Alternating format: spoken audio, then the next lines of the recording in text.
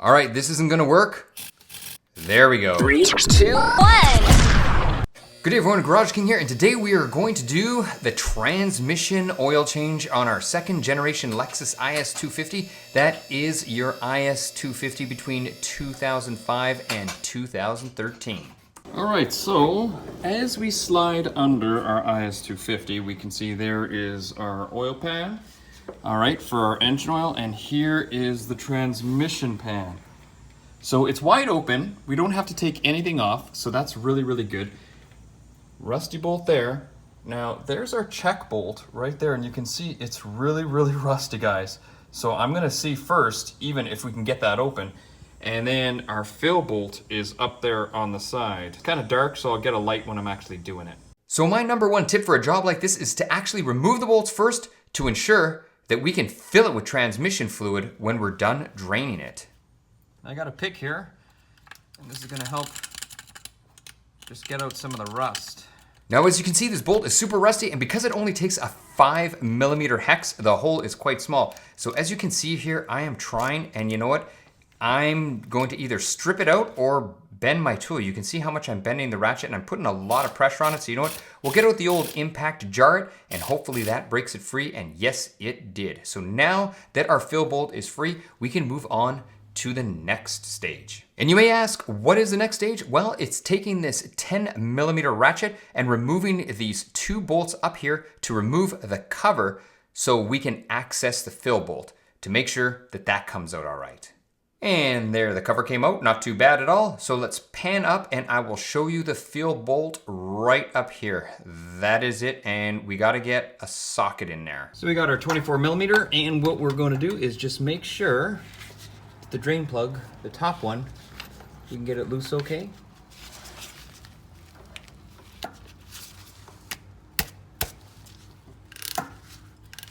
And there we go. It's loose, that's all it took. Let's take it out. And you can see here's a close-up of the drain plug. It just has a rubber O-ring, so it doesn't have to be super tight. It's not like it's got a crushable washer. It's just a rubber O-ring.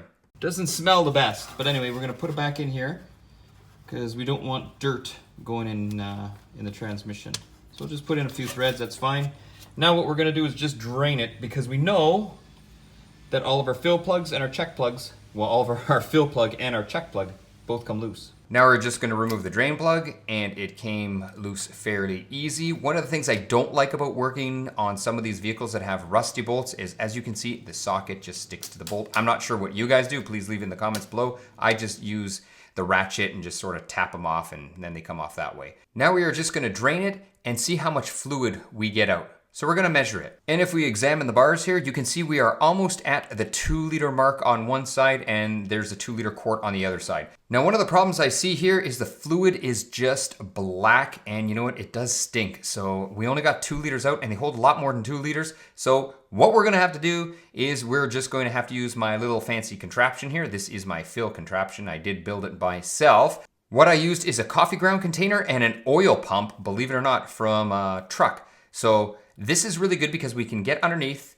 we can pour in exactly what we want to pour in, and it's really easy to just pump it in, and then I have this little hose here. So anyway, that's what we're going to do. Here we go, put the hose in the side of the transmission just like so.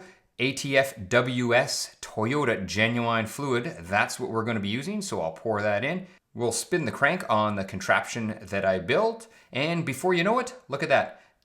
1 liter in. Let's do another one. So I don't want to bore you with this, so we'll just move to the next stage because you get the idea, and obviously you don't have the same contraption that I have for filling your transmission, so you'll most likely be using something else, like maybe one of those cheap pumps that you can get off Amazon. Once you're done that, what you're gonna do is just put the drain plug back in. You're gonna start the vehicle, make sure your foot is on the brake, take the traction control off, put the vehicle in drive, and then we're going to rev it up just a little bit just to get through the gears. Shut it off, and then, you know what? We're gonna have to repeat it again. So now we gotta drain it again, and we're gonna look at the color of the fluid. There we go. All right, so I'm not gonna film the entire drain cycle, but you can see I'm clearly draining it here. What we're gonna do next is we're going to pour it into another jug. We are going to look at the color, and you know what? It's still too black for my likings anyway, and it still smells too burnt. So without filming this over and over and over again, because you're never gonna watch it anyway, I'll let you know that I did this 3 times, and that was enough to get the fluid a little bit clearer and where I was comfortable with it. So there are the torque specs. Let's zoom in so you can see them a little bit better. So the refill plug now, that's actually the 24 millimeter. That one goes to 29 foot-pounds. And then the 2 little ones I'm doing up right now, those are 48 inch-pounds, and those are just 2 small little bolts. And then if we move to the bottom of the pan, the overflow plug and the drain plug both go to 15 foot-pounds. We have our scanner hooked up, and we have to verify that our transmission temperature is between 104 and 113 Fahrenheit or 40 to 45 Celsius. And when doing a transmission fluid change, I'll run it through the gears to make sure the valve body moves and the fluid is fully circulated. Here it is live. I'll put it back in neutral. Keep your foot on the brake. Okay, take your foot off the brake. Foot back on the brake. Okay, foot off the brake. Give it some gas. There you go, good. Foot off. Let it coast right down. There we go. Okay, back on the brake.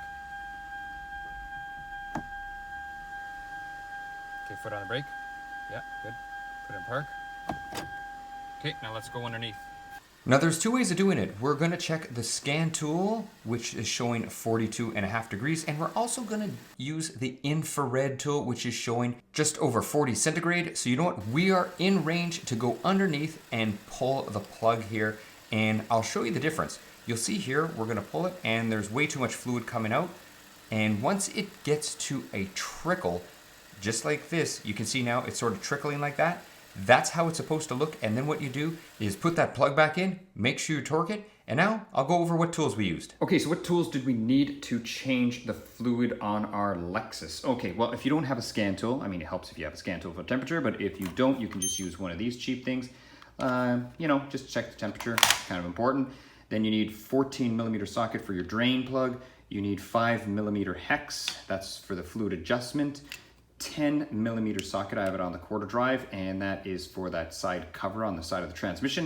And then 24 millimeter socket on 1/2 inch ratchet, and that is for the fill bolt. So that's all you need. Hope to see you next week. Pretty easy job. Thanks everyone. So I see you're still here. Well, you know what? Let's do something different. Here I'm gonna throw up some unedited footage and let's just talk. It took me about 5 hours to do this job. And the reason it took me 5 hours, because I know a lot of people could do it a lot quicker, is because I had to film the whole thing. And then there was a number of hours of editing, etc., blah, blah, blah. And at the end of the day, we got a quality product, or at least I hope we did. And that was an 8-minute YouTube video. The other thing I was gonna mention, if you have any comments, anything you think I could do better, please leave it below. I do read all of my comments and I do my best to answer everyone. So once again, thank you.